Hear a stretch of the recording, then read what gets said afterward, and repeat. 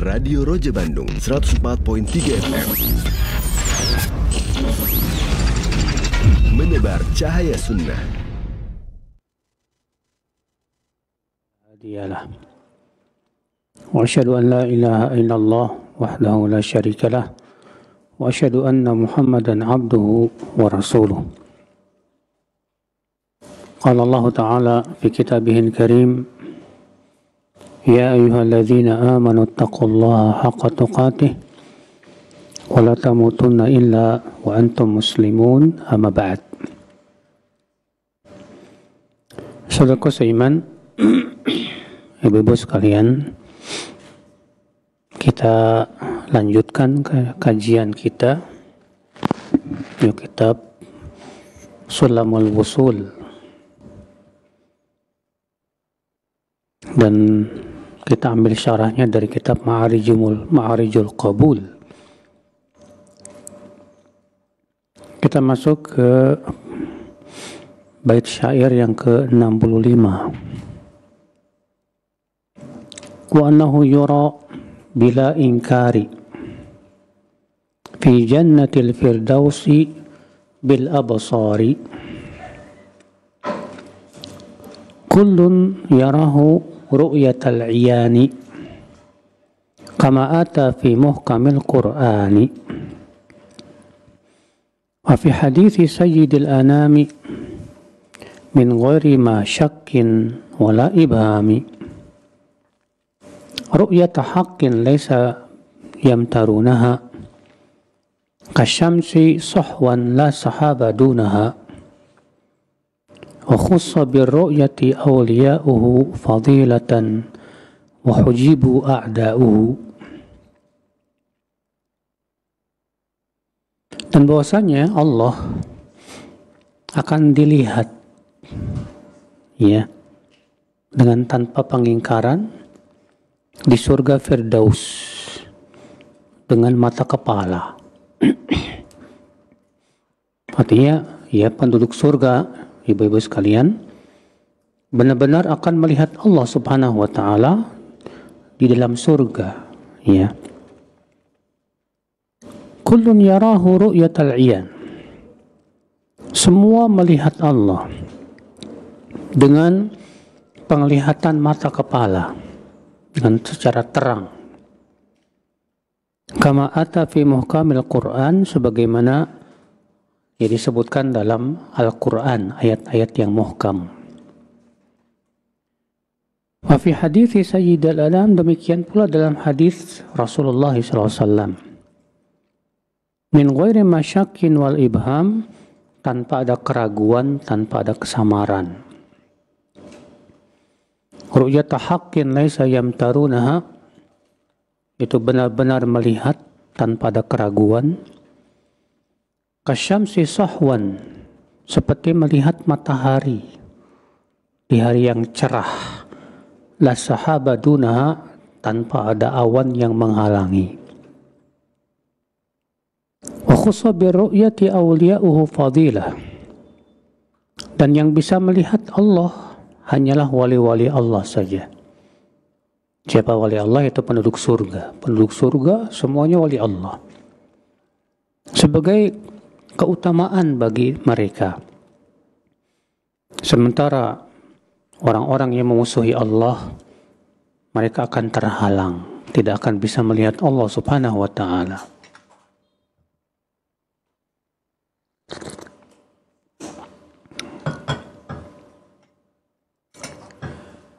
Ini keyakinan Ahlus Sunnah wal Jamaah, ibu-ibu sekalian.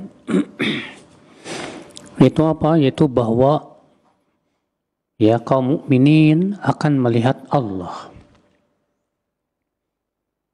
Dan kaum mukminin melihat Allah di dua tempat, ya. Yang pertama di padang mahsyar. Melihat Allah di padang mahsyar. Yang kedua di dalam surga. Mana dalilnya? Adapun dalam Al-Quran itu ada 3 ayat yang menunjukkan. Ayat yang pertama, Itu surat Al-Qiyamah ayat 23-24. Allah Ta'ala berfirman, wujuhun yawma idzin nadhirah ila rabbiha nadhirah. Wajah-wajah pada hari itu nadhirah, berseri. Ila rabbiha nadhirah, kepada Rabb mereka melihat. Ya. Dia mereka melihat Rabb mereka.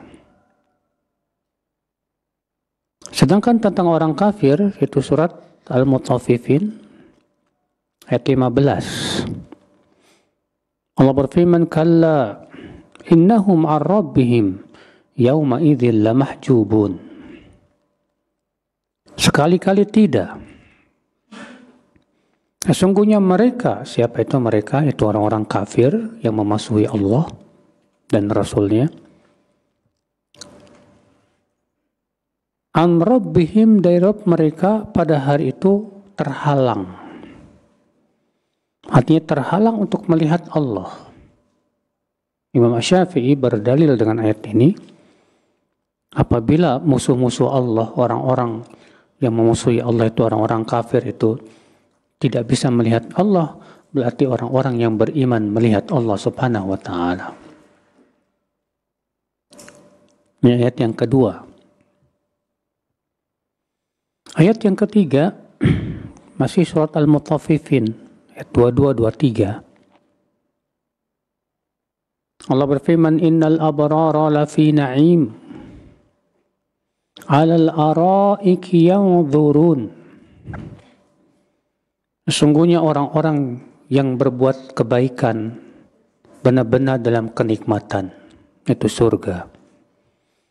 'Alal ara'iki yanzurun, di atas dipan-dipan mereka melihat.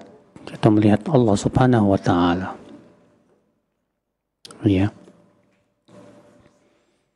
Kemudian ayat berikutnya, Bu, dalam surat Yunus. Allah berfirman, lilladzina ahsanul husna wa ziyadah. Untuk orang-orang yang berbuat kebaikan akan diberikan husna, yaitu surga. Wa ziyadah, dan tambahan. Apa itu tambahan? Ditafsirkan oleh Rasulullah SAW dalam hadis yang sahih. Yang dimaksud dengan tambahan di sini itu melihat Allah. Di mana Allah berfirman nanti pada hari kiamat kepada penduduk surga, ya. Apa kata Allah kepada penduduk surga? Ya ahlal jannah, hal azidukum syai'an? Wahai penduduk surga, maukah kalian aku tambahkan sesuatu? Kata penduduk surga, apa, Bu? Ya Rabbana, alam tubayyat wujuhana wa tudkhilnal jannah. Bukankah engkau sudah memutihkan wajah kami dan sudah memasukkan kami ke surga? Tambahan apa lagi? Maka kemudian Allah pun membuka tirai. Maka penduduk surga pun melihat wajah Allah. Dan tidak ada kenikmatan yang paling nikmat dari melihat wajah Allah Subhanahu wa Ta'ala. Ya. Adapun dalil dari hadis Rasulullah SAW, itu yang pertama yang hadis yang sudah kita sebutkan tadi, Ibu-ibu. Kemudian hadis yang diriwayatkan Bukhari dan Muslim dalam sahihnya, bahwa Rasulullah SAW ditanya oleh para sahabat. Ini hadis mutawatir, ya, dari hadis Abu Hurairah. Ia berkata, anna nasan qalu ya Rasulullah, hal nara rabbana yaumal qiyamah. Bahwa orang-orang berkata, wahai Rasulullah, apakah kita akan melihat Rabb kita nanti pada hari kiamat?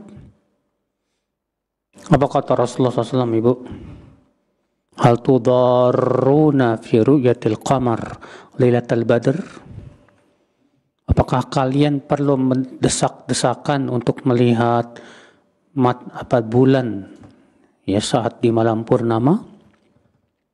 Qalu la ya Rasulullah. Mereka berkata, tidak perlu, ya Rasulullah. Hal tudaruna fi ru'yati syams laisa duna sahab?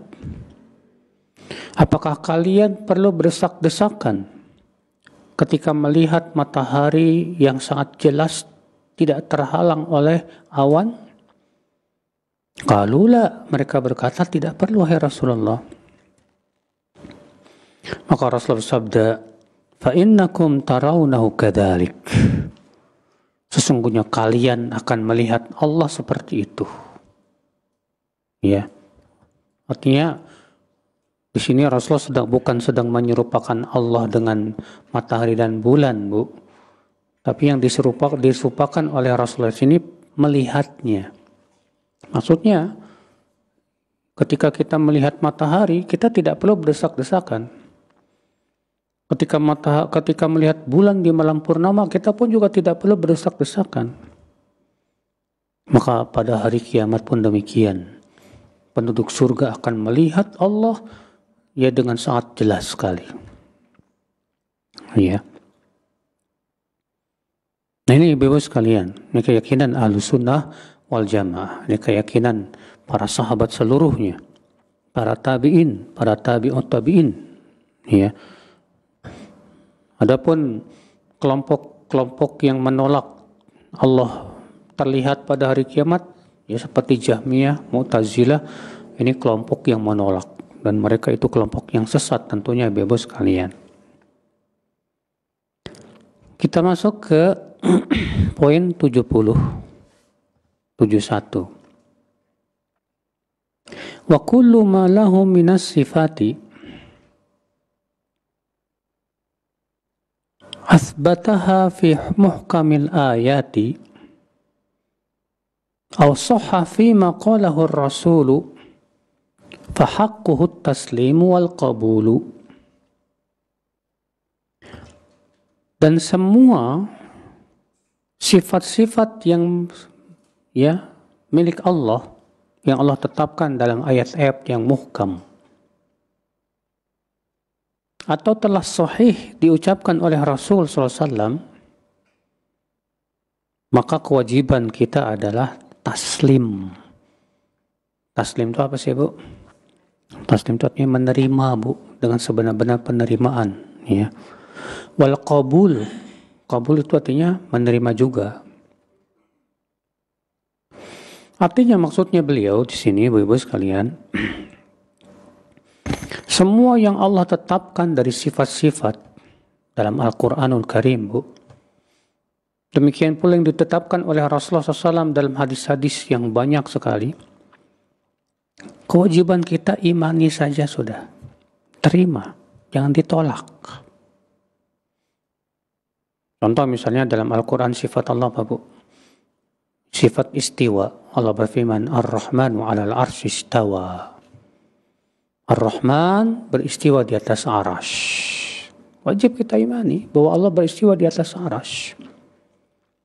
Jangan membayang-bayangkan Allah. Orang yang menolak Allah beristiwa di atas arash tuh, Bu, gara-garanya membayangkan Allah dengan akal. Ya kalau sudah membayangkan Allah dengan akal, yang terbayang apa dong? Yang terbayang makhluk. Akibatnya apa? Akhirnya mereka menolak karena memberikan kepada Allah konsekuensi-konsekuensi makhluk. Apa katanya? Kalau Allah berada di atas arash, berarti Allah terbatas dengan tempat dong. Berarti Allah butuh tempat dong. Berarti Allah berbentuk jasad dong. Nah itu, kenapa ngomong begitu coba, Bu? Karena mereka membayangkan Allah dengan otaknya, Bu, dengan akalnya. Sehingga yang terbayang di pikiran mereka adalah apa? Ya makhluk. Lalu kemudian konsekuensi-konsekuensi makhluk ini diberikan kepada Allah. Ini salah besar. Adapun Ahlussunnah berkeyakinan Allah beristiwa di atas arsy sesuai dengan keagungannya. Hanya Allah yang Maha tahu. Bagaimana caranya? Hanya Allah yang Maha tahu. Iya. Kewajiban kita imani bahwa Allah beristiwa di atas arash. Contoh lagi, Allah mengatakan apa, Bu? bal yadahu mabsutatan. Justru dua tangan Allah terbuka. Ahlussunnah mengimani bahwa Allah punya dua tangan. Ya. Karena di dalam ayat ini bentuknya musanna, dua. Yadahu.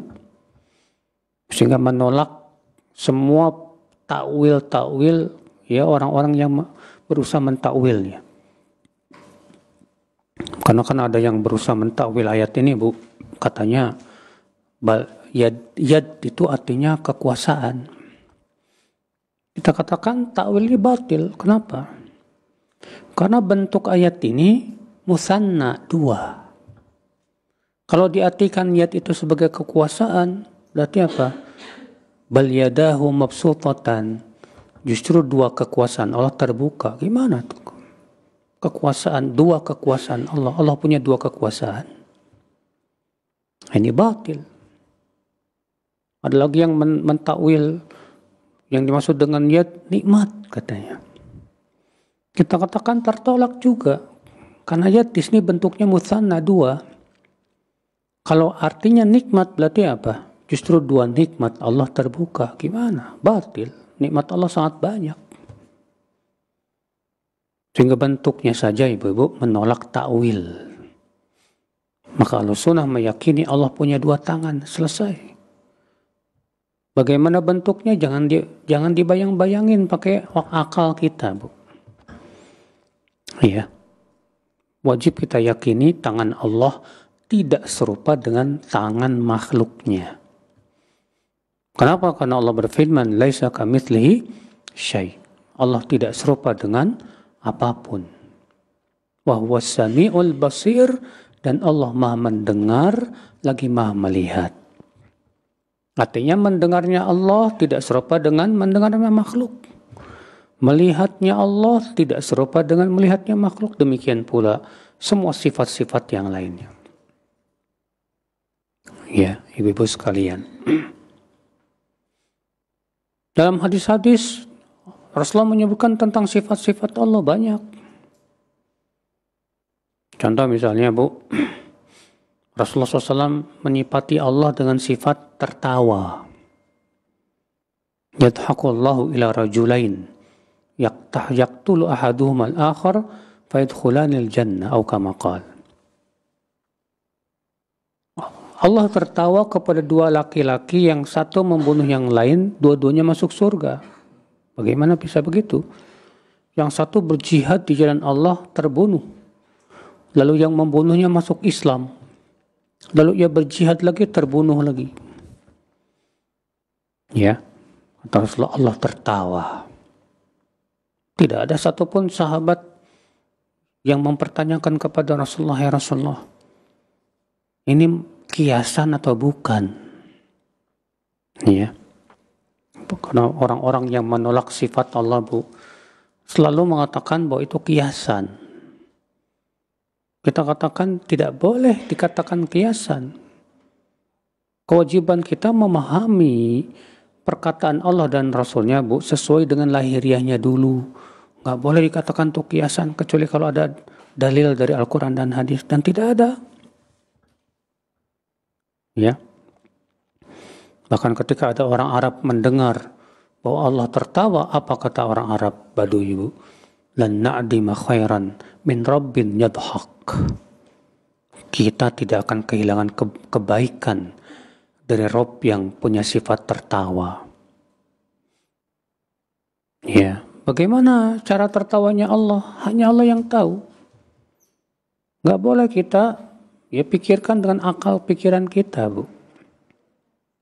Iya. Nah ini ibu-ibu sekalian. Baik, kita masuk ke bait nomor 72, 73. Numirruha sarihatan kama atat ma'tiqadina lima lahu iqtadat min ghairi tahrifin wala ta'tilin wa ghairi takyifin wala tamthilin wala tamthili. 74. Bal qauluna qaulu a'immatil huda Tuba liman ya bihadihim qad ihtada. Numirruha sharihatan kama atat. Kita imani, kita biarkan secara tegas sebagaimana lahiriahnya. Artinya Bebo, ayat-ayat tentang sifat-sifat Allah, hadis-hadis tentang sifat-sifat Allah itu imani saja sesuai dengan lahiriahnya. Iya. Sesuai dengan teksnya. Ma'tiqadina lima lahu tabat, dengan keyakinan bahwa Allah ya memiliki sifat-sifat tersebut. Nah ini tata cara Ahlussunnah wal Jamaah, Bu, dalam memahami ayat-ayat sifat dan hadis-hadis tentang sifat Allah. Apa itu? Yaitu mengimani sesuai dengan lahiriahnya. Allah beristiwa di atas arsy, ya udah imani sesuai dengan lahiriahnya. Jangan ditakwil-takwil. Allah punya dua tangan, imani saja sesuai dengan lahiriahnya. Jangan ditakwil-takwil. Ya, Allah turun ke langit dunia pada sepertiga malam terakhir. Imani saja, jangan ditakwil-takwil. Ya. Itu tata cara Ahlussunnah dalam menetapkan sifat. Namun Ahlussunnah yakin bahwa sifat-sifat Allah tersebut tidak serupa dengan sifat siapa? Makhluk-makhluknya. Ya. Kemudian beliau menyebutkan, Ibu, ada 4 perkara yang harus dijauhi. Min ghairi tahrifin wala ta'tili wa ghairi takyifin wala tamthili. Dengan tanpa tahrif. Apa itu tahrif? Tahrif artinya mengubah-ubah. Baik mengubah maknanya maupun mengubah lafadznya. Ya. Nah, orang-orang yang tidak mengimani sifat Allah, Bu, mereka pasti akan mengubah makna ayat. Melakukan tahrif. Baik itu maknanya yang diubah ataupun lafadznya yang diubah. Adapun makna yang diubah contohnya seperti orang yang menolak Allah beristiwa di atas arsy. Ar-Rahmanu 'alal arsy istawa. Maka mereka mengubah makna istiwa. Apa kata mereka? Istiwa di sini maksudnya katanya istaula. Yang menguasai. Padahal Ibu, tidak pernah dikenal dalam bahasa Arab istawa ala, itu maknanya istaula, menguasai. Seluruh para ulama bahasa Arab sepakat bahwa istawa ala itu maknanya hanya satu. Itu ala wartafa, tinggi di atas sesuatu, Ibu-ibu sekalian. Iya. Nah kenapa mereka perlu untuk mengubah maknanya? Karena kalau mereka mengimani lahiriahnya, bahwa Allah beristiwa di atas arsy, menurut mereka itu nggak masuk di akal katanya. Maka kita katakan kepada mereka, berarti menurut kalian lahiriah ayat ini kufur. Di sebagian mereka ada yang terang-terangan mengatakan iya, lahiriah ayat-ayat Al-Quran itu kufur katanya. Jadi harus bagaimana dong? Ya harus ditakwil, diubah maknanya sesuai dengan keinginan mereka. Na'udzubillah min dzalik. Iya. Nah ini batil Ibu sekalian. Maka ini jauhi nih yang pertama nih. Apa itu? Tahrif. Mengubah-ubah. Baik mengubah makna maupun mengubah apa? Lafadznya. Mengubah lafadz contohnya orang-orang Jahmiyah mengubah lafadz firman Allah yang harusnya wa kallamallahu Musa taklima. Hu di situ dhammah harusnya kan sebagai fa'il, sebagai subjek. Ya. Artinya Allah mengajak Nabi Musa berbicara. Orang Jahmiyah enggak beriman Allah berbicara, Bu. Diubah sama mereka jadi apa? Wa kallamallaha jadi objek. Wa kallamallaha Musa taklima, dan Nabi Musa mengajak Allah berbicara. Jadi bukan Allah yang mengajak bicara Nabi Musa, kata mereka, tapi Nabi Musa lah yang mengajak bicara siapa? Allah. Kenapa? Kenapa mereka ubah itu, Bu? Yaitu karena keyakinan mereka Allah tidak berbicara. Ya, menurut mereka kalau Allah berbicara, berarti konsekuensinya Allah punya sifat makhluk dong. Adapun Ahlussunnah mengatakan, Bu, Allah berbicara sesuai dengan keagungannya, tidak serupa dengan makhluknya. Ya. Yang kedua, wala ta'tilin, yang harus dihindari, Bu. Itu ta'til. Apa ta'til? Ta'til itu artinya mengosongkan Allah dari sifat, atau disebut dengan menolak sifat Allah Subhanahu wa taala. Mengingkari sifat. Nah, banyak ya kelompok-kelompok yang mengingkari sifat Allah. Ya, alasannya apa katanya? Karena menurut mereka nggak masuk akal. Nggak masuk apa? Akal. Subhanallah.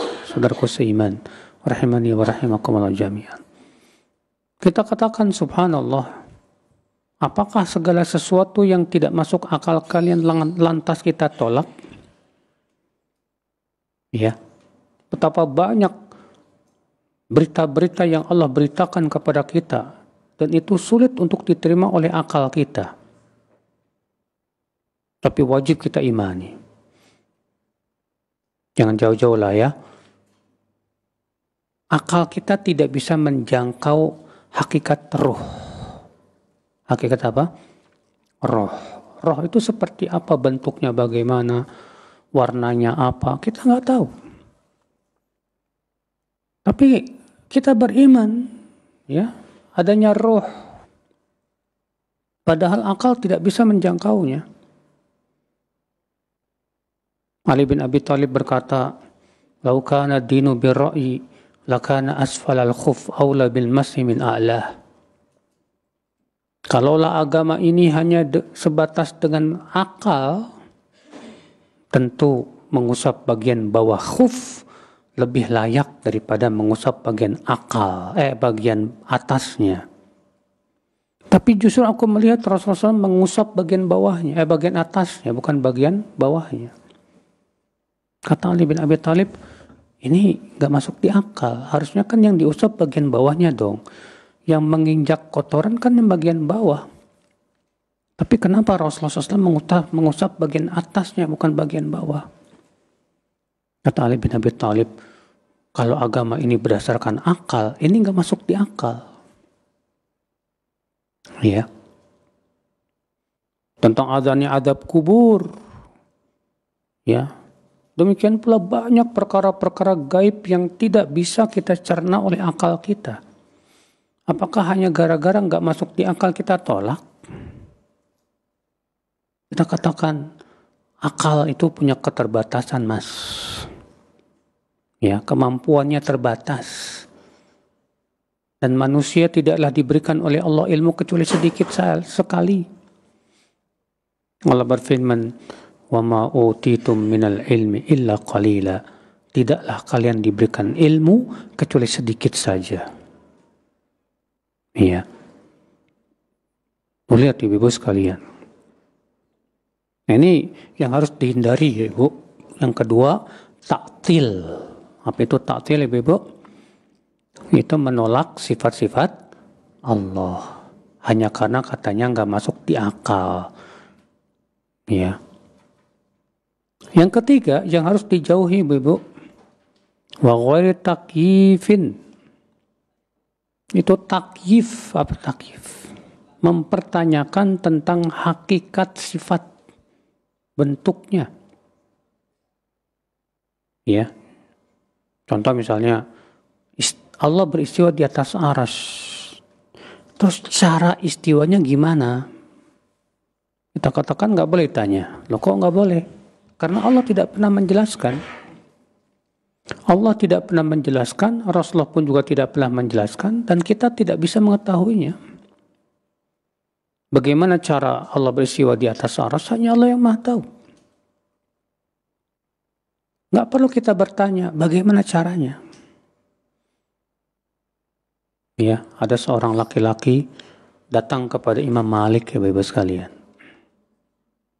Apa kata orang ini kepada Imam Malik? Ar-Rahmanu 'alal 'arsy istawa, kaifa istawa? Ar-Rahman 'alal 'arsy istawa, beristiwa di atas arsy. Lalu bagaimana cara istiwanya? Apa kata Imam Malik, Ibu?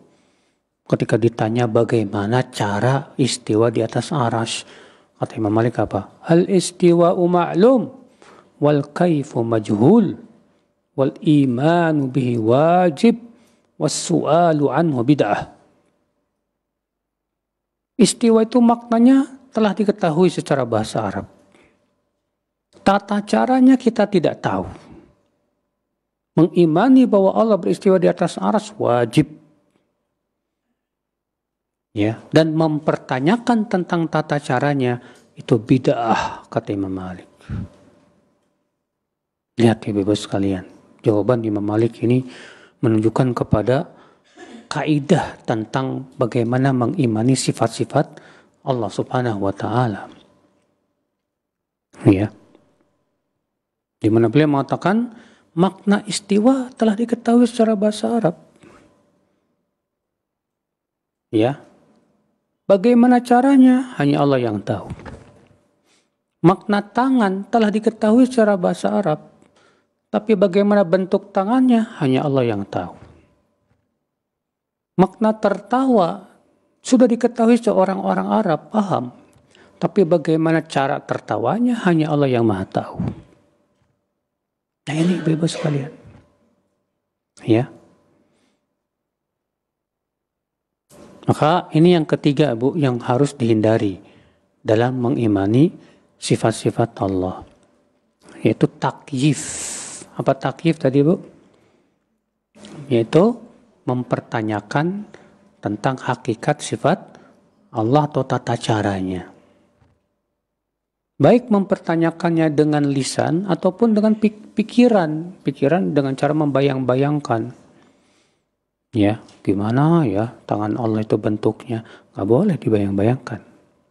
Karena kalau kita bayang-bayangkan, Ibu, ya pasti yang terbayang adalah tangan makhluk. Ya. Ini yang ketiga, Ibu. Yang keempat, wala tamtsil. Yang harus dijauhi yaitu tamtsil. Apa tamtsil?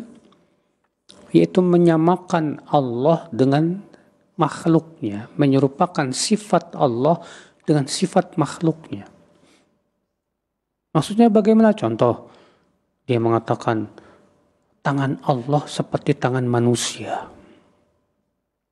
Ini haram. Iya.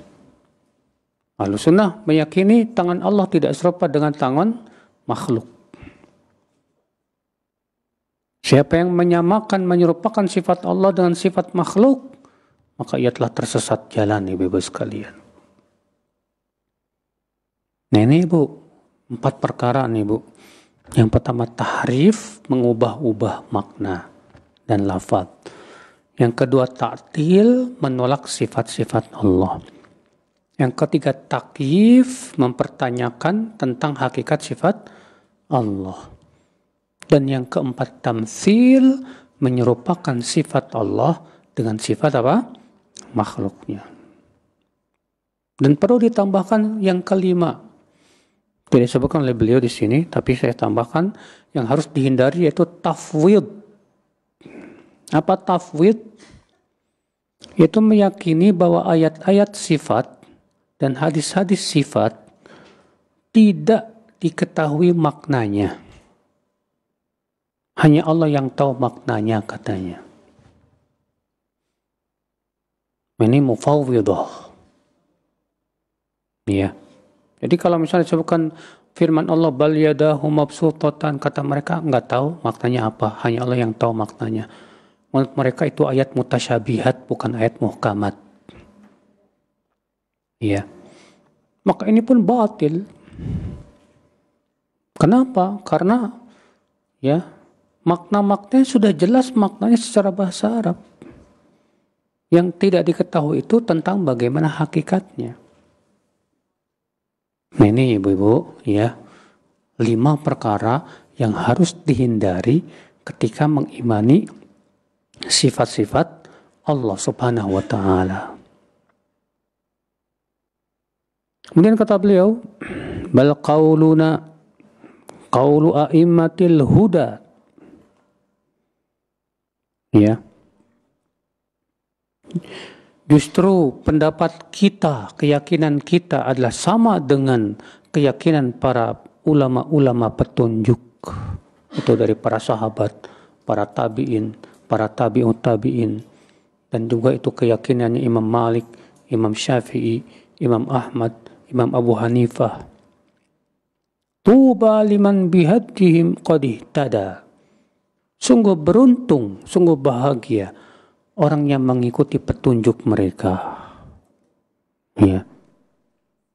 Nah, ibu-ibu sekalian, ini keyakinan Ahlus Sunnah wal Jamaah, dan ini merupakan petunjuk ya para sahabat Rasulullah Sallallahu Alaihi Wasallam. Demikian pula para tabi'in dan tabi'ut tabi'in. Sebagaimana ya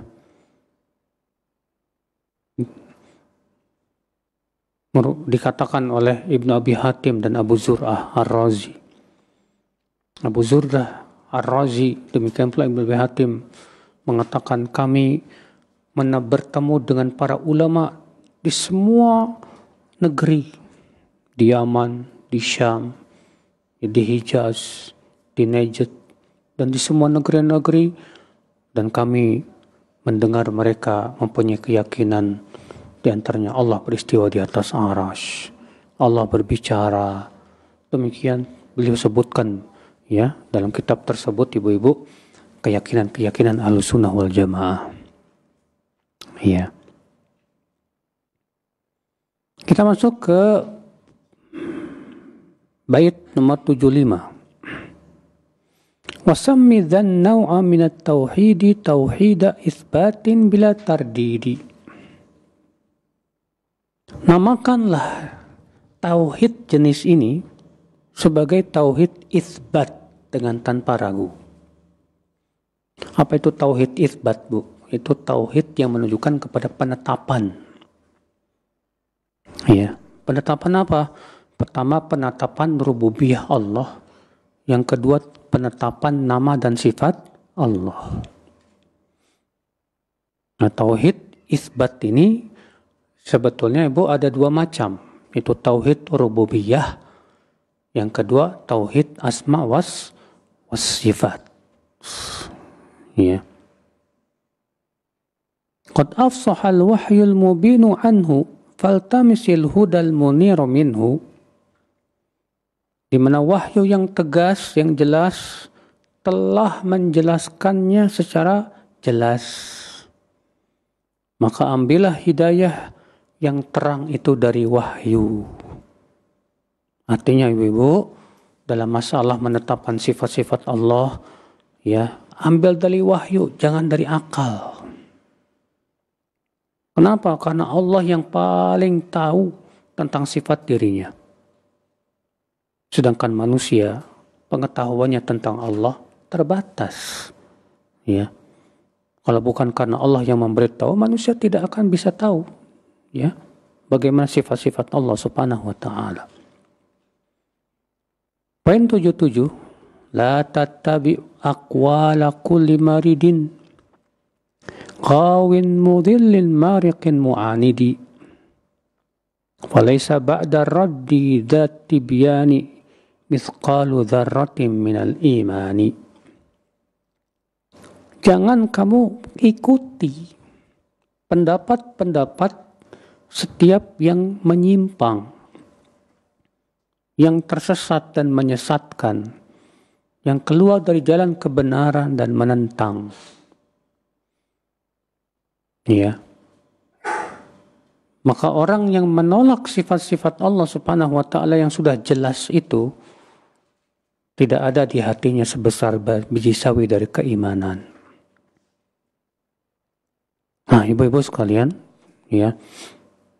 Semua kelompok yang menentang keyakinan Ahlussunnah wal Jamaah tentang sifat-sifat Allah, ya, wajib kita tolak, Bu. Ya. Dan kelompok-kelompok yang menentang itu, kata beliau, ya, ada 5 kelompok. Intinya ada 5 kelompok. Kelompok yang pertama, salbiyah mahdhan, yaitu kelompok yang meniadakan sifat-sifat Allah seluruhnya. Ya, kelompok yang meniadakan sifat-sifat Allah seluruhnya atau meniadakan sifat-sifat Allah sebagiannya. Yang meniadakan sifat Allah seluruhnya siapa, Bu? Yang pertama Jahmiyah, pengikut Jaham bin Safwan. Ya, si Jaham ini mengatakan katanya Allah tidak punya sifat, tidak punya nama. Yang kemudian keyakinan Jaham bin Safwan ini, Bu, dibela setelahnya oleh Bishr al-Marisi yang telah dibantah oleh para ulama yang banyak.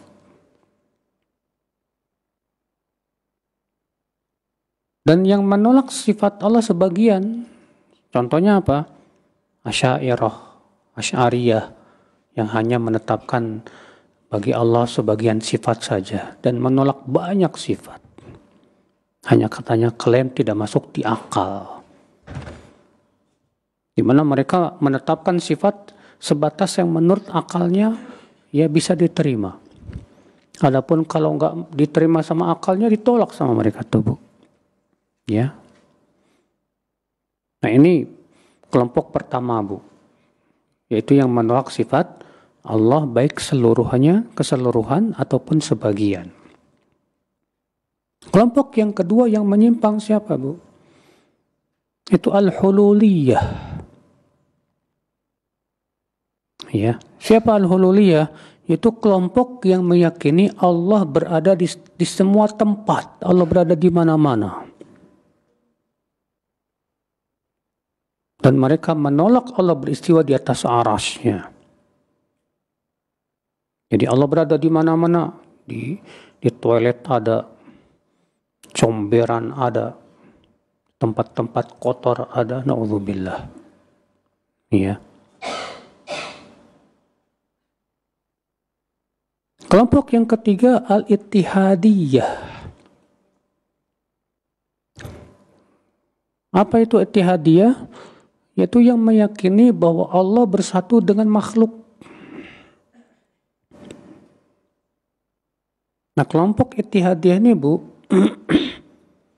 ini kelompok Ibnu Arabi yang paling sesat itu, yang mengatakan bahwa Allah itu bersatu dengan semua makhluknya. Jadi pohon, batu, ya binatang itu adalah perwujudan Allah. Sampai-sampai Ibnu Arabi mengatakan tidaklah anjing dan babi kecuali wujud Allah. Makanya Ibnu Arabi ini, Bu, dikafirkan oleh banyak ulama, Bu, seperti Imam Ghazali. Imam Ghazali mengkafirkan Ibnu Arabi. Iya. Ini mengerikan, Bu.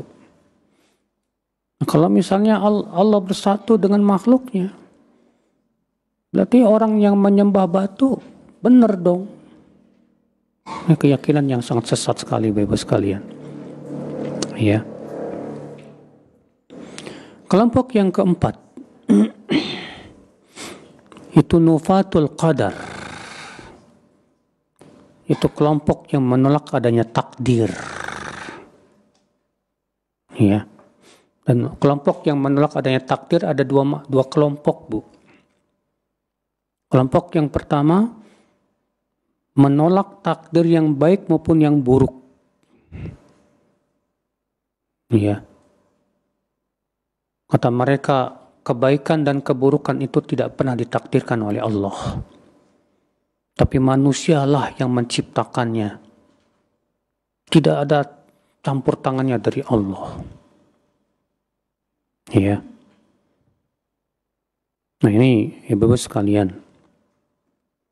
Kelompok yang kedua, kelompok yang hanya meniadakan keburukan saja. Artinya Allah tidak mentakdirkan keburukan.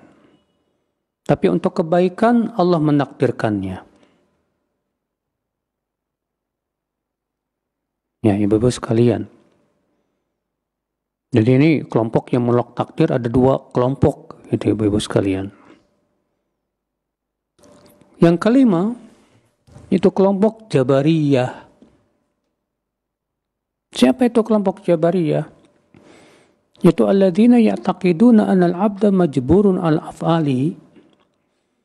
Itu kelompok yang punya keyakinan ibu-ibu bahwa manusia itu katanya dipaksa. Ya, tidak punya pilihan. Jadi menurut mereka manusia itu ngikutin takdir aja, nggak punya kemampuan apa-apa. Sehingga menurut mereka orang yang berbuat maksiat nggak boleh disalahkan. Orang yang kafir tidak boleh disalahkan. Iblis tidak boleh disalahkan. Fir'aun tidak boleh disalahkan. Alasannya kenapa? Ya kan mereka sudah ngikutin takdir. Ya. Ini musibah.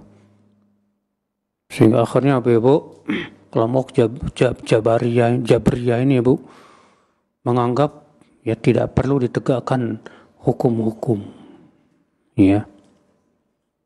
Bayangkan kalau ibu yang duitnya diambil orang, ada rampok ngambil harta ibu, lalu kemudian si rampok ini berkata sama ibu, "Ibu, ini sudah takdir, ridho aja ya." Kira-kira kita bisa terima nggak, Bu? Siapa yang bisa terima? Gak bakalan kita terima. Kalau ada orang yang nerobos lampu merah, kemudian di stop, dipanggil polisi, lalu ditanya, "Kenapa kamu terobos?" Dia seenaknya berkata begini, "Takdir, Pak." Saya yakin polisi tidak akan terima itu. Ya. Nah ini ibu-ibu sekalian. Dan ibu-ibu sekalian, ya, ini secara global yaitu 5 kelompok tadi, ya. Dan sebetulnya penyimpangan dari keyakinan Ahlussunnah banyak sekali, ya. Kalau kita bahas satu persatu, ya, sangat panjang sekali. Baik ibu-ibu sekalian. Kita masuk ke poin nomor 79. Hadza wa thani naw'i tauhidi ifradu rabbil arsy an-nadidi an ta'budallaha ilahan wahida mu'tarifan bihaqqihi la jahida. Ini dia, yaitu tauhid yang pertama, tauhid itsbat namanya.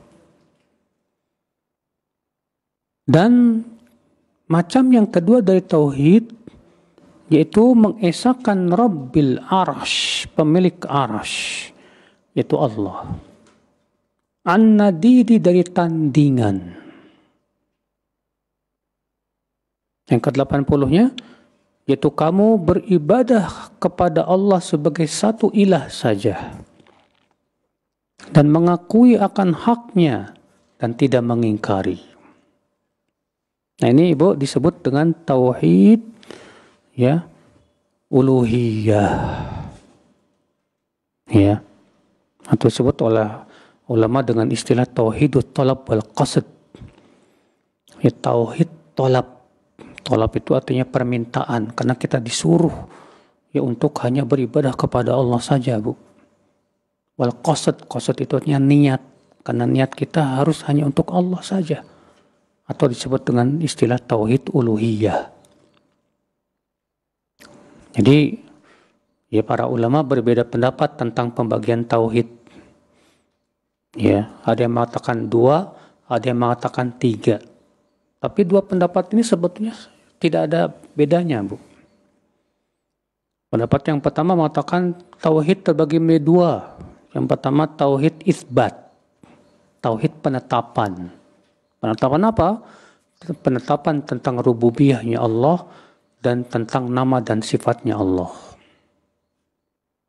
Yang kedua tauhid talab wal qasd, yaitu tauhid uluhiyah. Sementara yang membagi tauhid menjadi tiga mengatakan apa? Tauhid terbagi menjadi tiga. Yang pertama tauhid uluhiyah. Yang kedua tauhid rububiyah. Yang ketiga tauhid asma was sifat. Kalau kita lihat tidak bertabrakan sama sekali. Mana dalilnya ibu-ibu? Ya, mana dalil pembagian tauhid menjadi tiga atau dua tadi? Dalilnya itu dalil istiqra, sebagaimana pernah kita sebutkan. Apa itu istiqra? Itu penelitian secara menyeluruh terhadap dalil-dalil yang menunjukkan kepada tauhid. Ya, istiqra tam. Di mana ketika kita lihat ibu-ibu, semua dalil-dalil tentang tauhid, kita dapati ternyata tauhid tidak lepas dari tiga macam tadi. Ya, tauhid rububiyah, tauhid apa? Uluhiyah, tauhid asma was sifat. Contoh misalnya surat Al-Fatihah. Allah berfirman, Alhamdulillahi Rabbil Alamin, Ar-Rahmanir Rahim, Maliki Yaumiddin. Alhamdulillah tak menunjukkan kepada tauhid apa, Bu? Alhamdulillah menunjukkan kepada tauhid uluhiyah. Kenapa? Karena hakikatnya memurnikan pujian untuk Allah saja. Alhamdulillah artinya apa? Segala puji bagi Allah. Artinya memurnikan pujian hanya untuk Allah. Itu kan tauhid uluhiyah, Bu. Rabbil Alamin. Apa artinya Rabbil Alamin? Ya. Robnya semesta alam. Menunjukkan kepada tauhid apa? Rububiyah. Ar-Rahmanir Rahim. Artinya apa? Yang lagi maha pengasih, lagi maha penyayang. Menunjukkan kepada tauhid apa? Asma dan sifat. Nama dan sifat Allah. Maliki Yaumiddin. Maliki Yaumiddin. Maliki artinya apa? Raja hari pembalasan. Menunjukkan kepada tauhid apa? Tauhid rububiyah dan asma was sifat.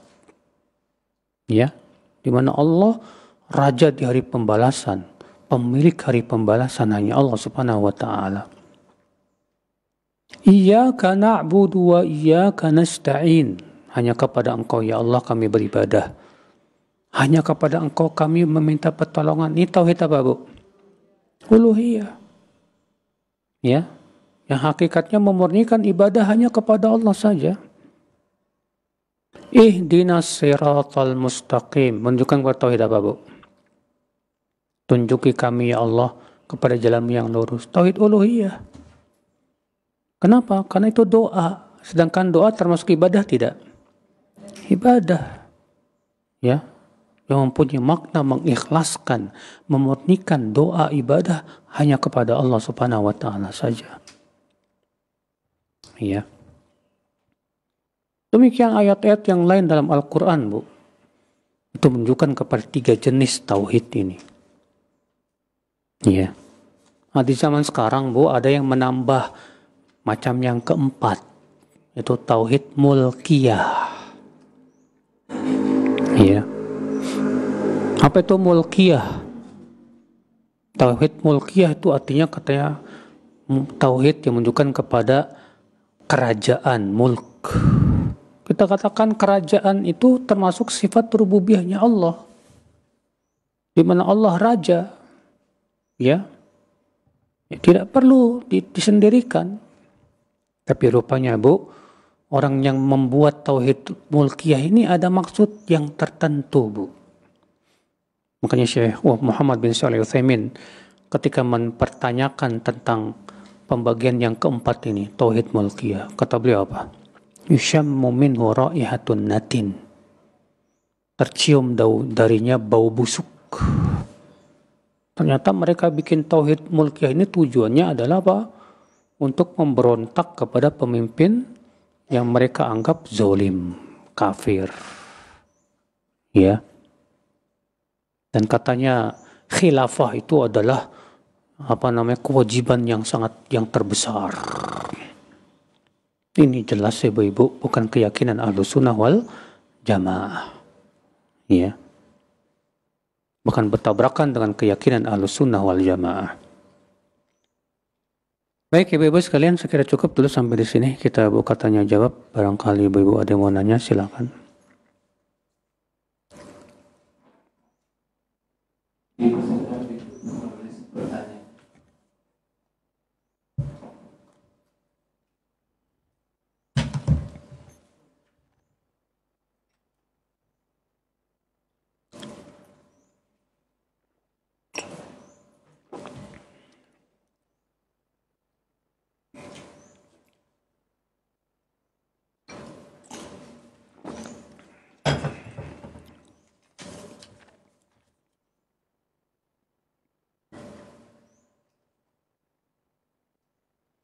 Amalan-amalan apa yang harus kita lakukan agar kita dimasukkan oleh Allah ke surga Firdaus, Ustaz?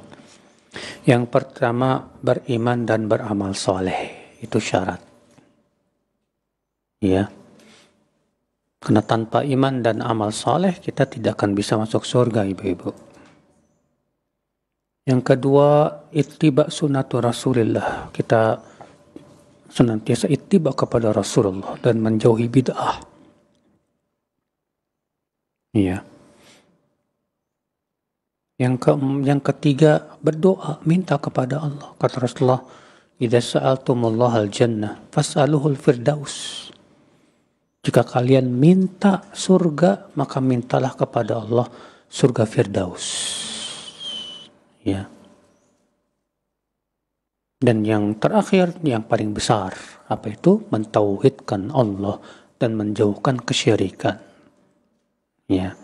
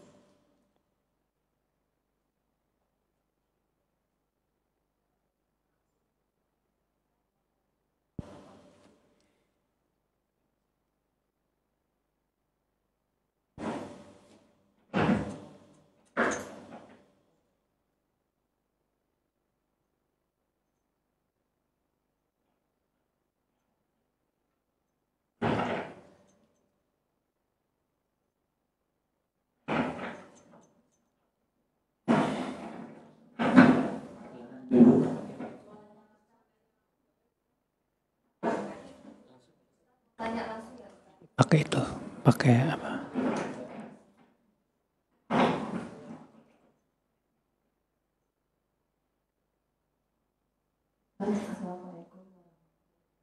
Assalamualaikum warahmatullahi wabarakatuh.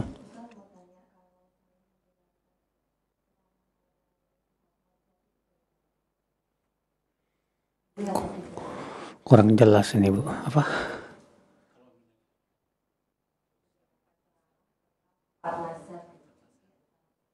Apa? 4 mazhab kenapa? 4 mazhab. Siapa 4 madhab ini, Bu? Kenapa hanya 4 madhab? Pertanyaannya, ketahuilah Ibu, bahwa 4 madhab ini dinisbatkan kepada pendirinya masing-masing. Ya, ada 4 madhab. Yang pertama madhab Maliki, yang kedua madhab Hanafi, yang ketiga madhab Syafi'i, yang keempat madhab Hambali. Madhab Syafi'i dinisbatkan kepada Imam Asy-Syafi'i. Madhab Hambali dinisbatkan kepada Imam Ahmad bin Hambal. Madhab Maliki dinisbatkan kepada Imam Malik bin Anas. Madhab Hanafi dinisbatkan kepada madhab Abu Hanifah. Imam Malik gurunya Imam Syafi'i. Imam Syafi'i gurunya Imam Ahmad bin Hambal. Dan 4 ulama ini, Bu, keyakinannya semua ahlu sunnah wal jamaah secara akidah. Akidah semua ahlu sunnah. Kenapa muncul madhab? Madhab itu, Bu, itu berhubungan masalah fikih. Masalah apa? Fikih.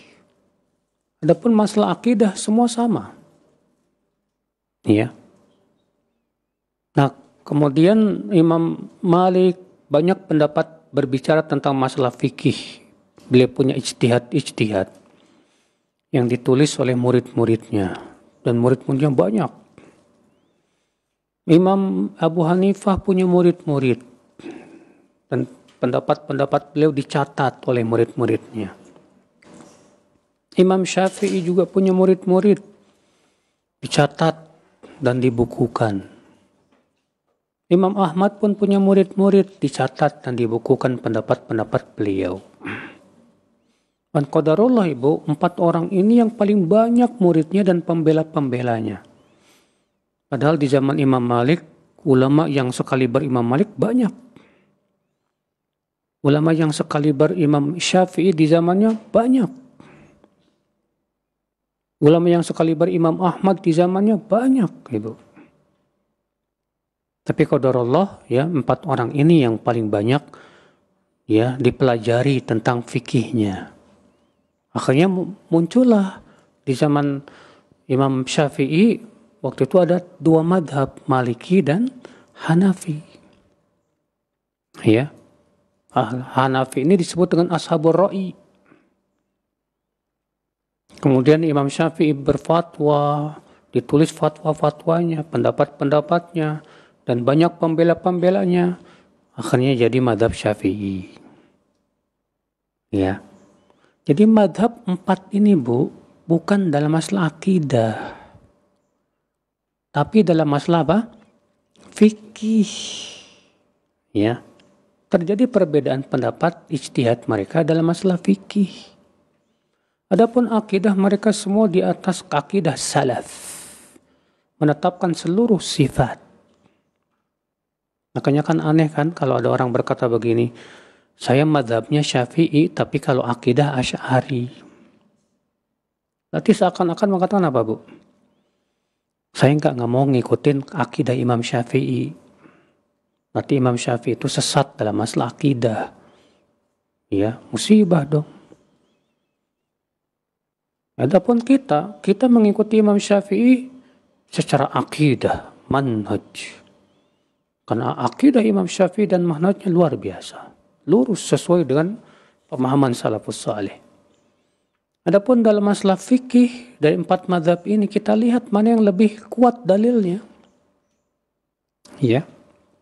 Tidak boleh, Bu, kita hanya membatasi satu mazhab. Sebab kalau kita membatasi satu mazhab seakan-akan ya kita berkata begini, kebenaran itu hanya pada satu mazhab. Kita katakan kebenaran tidak terbatas pada satu mazhab. Terkadang kebenaran ada pada satu mazhab ini, terkadang pada mazhab itu. Siapa yang punya keyakinan, kamu wajib ikut satu mazhab saja. Kita katakan ini jelas keyakinan yang bertabrakan dengan dalil-dalil yang menyuruh kita rujuk kepada Al-Quran dan Sunnah. Dan fanatik hanya kepada Allah dan Rasulnya. Siapa yang mewajibkan harus ikut satu madhab, yaitu madhab Syafi'i saja misalnya, maka seakan-akan dia meyakini bahwa madhab Syafi'i itu maksum, nggak mungkin salah. Ya, padahal yang maksum itu hanya Rasulullah Shallallahu Alaihi Wasallam saja. Ya, jadi bagaimana kita menyikapi 4 madhab ini?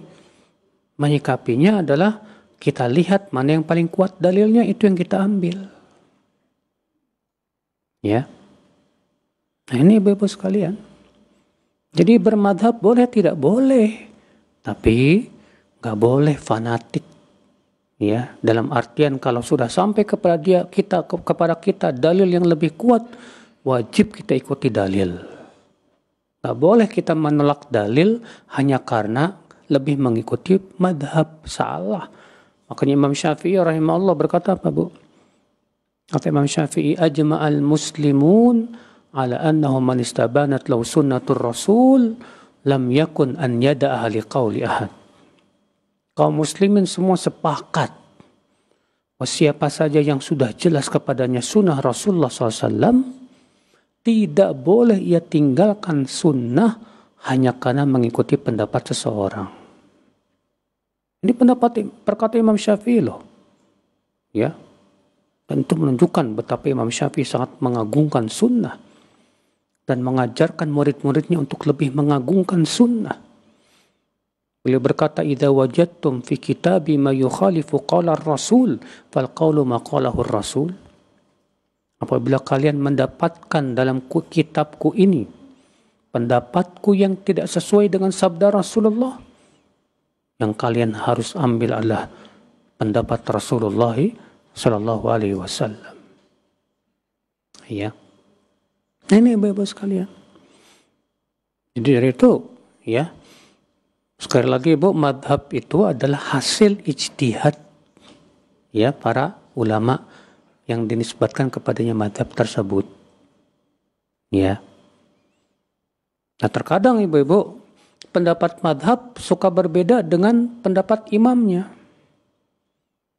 Misalnya Imam Syafi'i, tapi madhab Syafi'i, ulama-ulama madhab Syafi'i menyelisih Imam Syafi'i. Bukankah itu menunjukkan ya bahwa para ulama mazhab sendiri tidak pernah fanatik kepada ya imam mereka. Fanatik mereka hanya kepada Allah dan Rasulnya.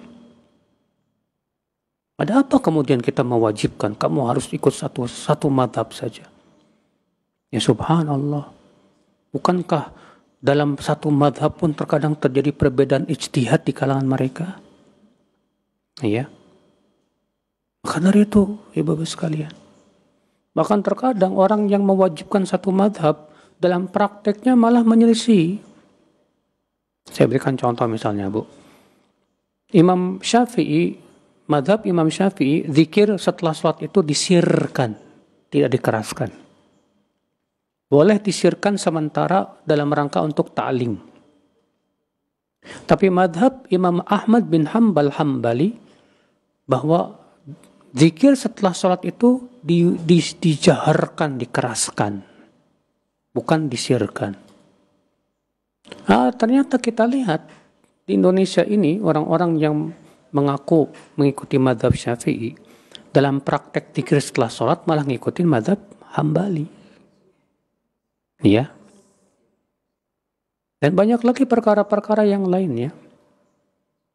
Nah ini, maka Ibu ya saya sarankan untuk baca bukunya Ustadz Firanda Andirja, ya, yaitu tentang sunnah mazhab Syafi'i yang ditinggalkan saya lupa, ya, keyakinan mazhab Syafi'i yang ditinggalkan oleh orang-orang yang mengaku dirinya mazhab Syafi'i. Itu buku Ustadz Firanda bagus banget, Bu, ya, buku yang sangat perlu untuk dibaca. Kalau sholat itu fikih ya Ustaz ya. Kalau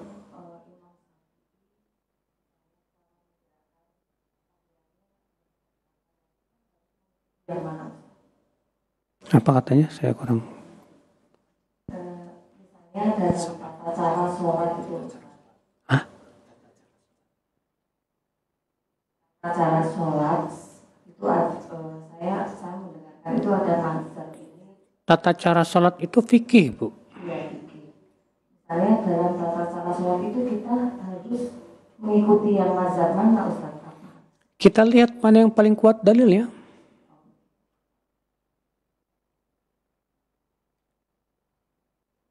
Yang sesuai, yang paling kuat dalilnya, itulah yang kita ambil. Contoh misalnya, dalam mazhab Syafi'i disebutkan, disunnahkan mengucapkan lafaz niat ketika mau sholat. Sekarang kita lihat, ada nggak dalilnya dari Rasulullah dan para sahabatnya yang mengucapkan lafaz niat? Nggak ada. Ya, nggak ada. Makanya pendapat yang paling kuat adalah mazhab yang mengatakan tidak disyariatkan melafazkan niat dalam ketika mau sholat. Kenapa? Karena tidak adanya dalil dari Rasulullah dan para sahabatnya. Ya.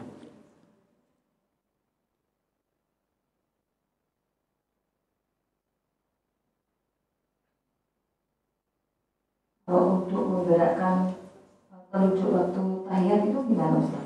Menggerak-gerakan, Ya. telunjuk. Ini memang khilaf di kalangan para ulama tentang apakah hadis menggerakkan itu lemah atau sahih. Yang mengatakan sahih mengatakan sunnah. Yang mendhaifkan mengatakan tidak sunnah. Ya, ini perselisihan tentang telunjuk menggerakkan itu karena berasal daripada penilaian terhadap statusnya, Bu. Apakah dia itu hadis yang sahih atau itu hadis yang lemah. Ya. Begitu, Bu. Jadi kalau misalnya Ibu lebih condong kepada, misalnya setelah Ibu baca-baca pendapat Syekh Albani dan yang lainnya, kok Ibu lebih serak kepada yang mensahihkan, ya udah amalkan. Atau yang Ibu yang satu lagi mengatakan saya kok lebih serak kepada yang mendhaifkan, ya udah amalkan. Kalau Ibu saya nggak bisa Ustadz mendhaifkan, mensahihkan, ya udah tanya saja kepada Ustadz yang Ibu yakini dia punya kemampuan dan kapasitas yang baik dalam ilmu. Tanya kepada Ustadz misalnya, Ustadz yang rojih yang paling kuat dalam hal ini sahih apa enggak? Kata Ustadznya hadis itu misalnya sahih, ya udah amalkan aja. Ya.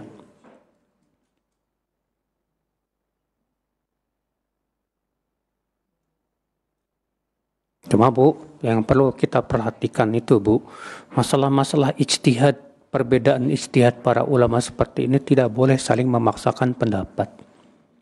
Tidak boleh kita saling menyesatkan. Ya. Misalnya yang mengatakan hadisnya lemah tentang menggerak-gerakkan mengatakan, oh kamu sudah sesat. Ya nggak boleh, itu kan masalah ijtihadiyah. Ya.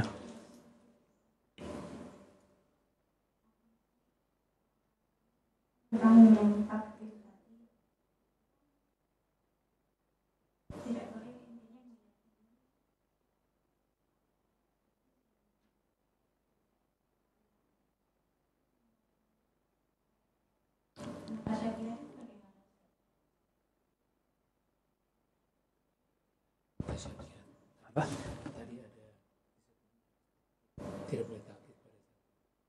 Iya, taklid. Tidak boleh taklid.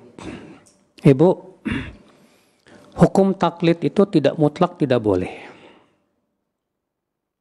Taklid itu ada yang hukumnya bahkan wajib, Bu. Ada yang hukumnya haram. Ada yang hukumnya boleh. Taklid yang hukumnya haram yaitu seseorang yang telah sampai kepadanya dalil, tapi dia tinggalkan dalil hanya karena ngikutin pendapat kiainya atau mengikuti pendapat ustadznya. Dia tinggalkan dalil. Maka ini taklid yang haram. Taklid yang wajib yaitu seorang yang awam yang belum mampu untuk memahami Al-Quran dan hadis, belum menguasai alat-alatnya, maka dia kewajibannya adalah taklid kepada seorang alim. Dalilnya firman Allah, fas'alu ahla dzikri in kuntum la ta'lamun. tanyalah ahlinya jika kamu tidak tahu. Maka orang awam kewajibannya apa? Taklid. Sebab kalau orang awam dibiarkan memahami sendiri bisa sesat. Tapi ketika datang kepadanya dalil yang lebih kuat dari pendapat gurunya, wajib dia tinggalkan pendapat gurunya. Ya. Taklid yang boleh buat siapa? Yaitu seorang ahli ijtihad ketika ditanya suatu permasalahan dan tidak sempat untuk mencari, ya, karena sempitnya waktu, tapi ia tahu ada ulama yang sudah pernah menjawab tentang permasalahan itu. Akhirnya dia pun membawakan perkataan ulama itu. Ya, karena mepet darurat. Itu yang saya tahu ibu-ibu tentang hukum taklid. Di hukum taklid itu ternyata tidak mutlak haram. Ya. Jadi haram jadi haram kok kapan, Bu? Ketika telah sampai kepadanya apa? Dalil yang sudah jelas, sahih, tegas, tapi dia tinggalkan dalil itu hanya karena ngikutin pendapat siapa? Kiainya. Ya.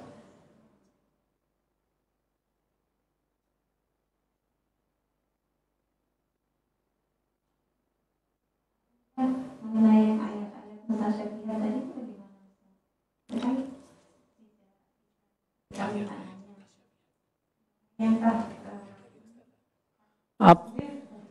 Apa itu ayat-ayat mutasyabihat, Bu?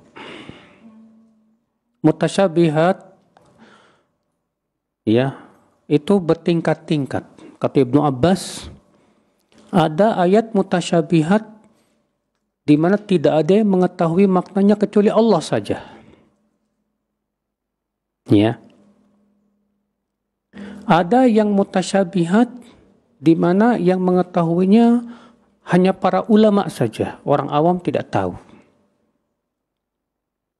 Ada lagi ayat yang mutasyabihat yang memahaminya hanya ahli bahasa Arab saja. Ya. Itu perkataan Ibnu Abbas, Bu. Jadi menurut Ibnu Abbas, ayat mutasyabihat itu sifatnya relatif. Sebagian ulama mengatakan ayat mutasyabihat adalah yang tidak ada yang mengetahuinya kecuali Allah saja. Ya. Memang dalam ini ada dua pendapat, ya. Sedangkan ayat muhkamat itu ayat yang mudah dipahami oleh setiap orang. Jadi ketika ibu mendengarkan membaca terjemahan Al-Quran, ibu langsung memahami, itu muhkamat, Bu.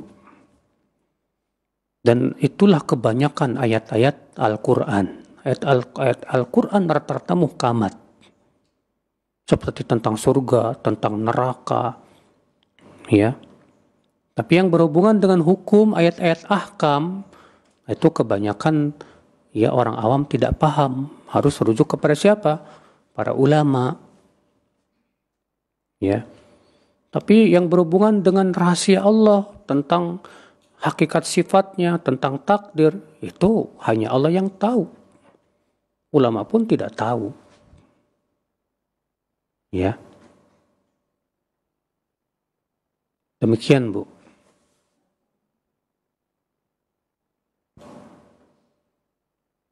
Waalaikumsalam. Ingin bertanya untuk buku yang Ustaz rekomendasikan tentang sholat itu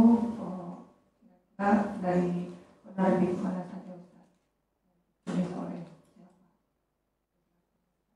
Ya, tentang fikih sholat ya ada beberapa, Bu, ya. Ya mungkin saya bisa rekomendasikan buku fikih sholatnya Syekh Muhammad Nasiruddin Al-Albani. Karena beliau dalam setiap permasalahan menyebutkan dalil-dalilnya.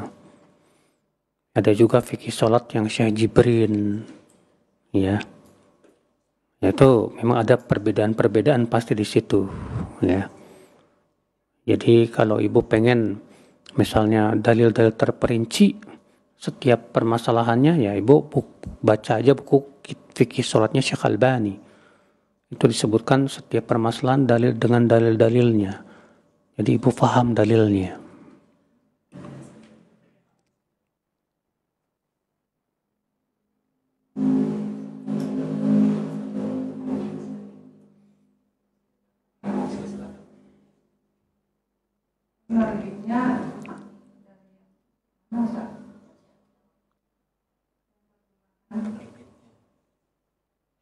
Kalau penerbitnya saya nggak tahu, Bu.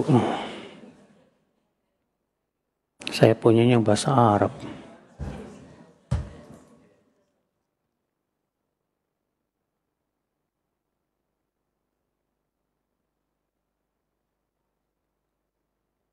Baik Ibu, kalau tidak lagi yang bertanya, kita tutup. Subhanakallah bihamdik. Asyhadu an la ilaha illa anta astaghfiruka wa atubu ilaik. Wassalamualaikum warahmatullahi wabarakatuh.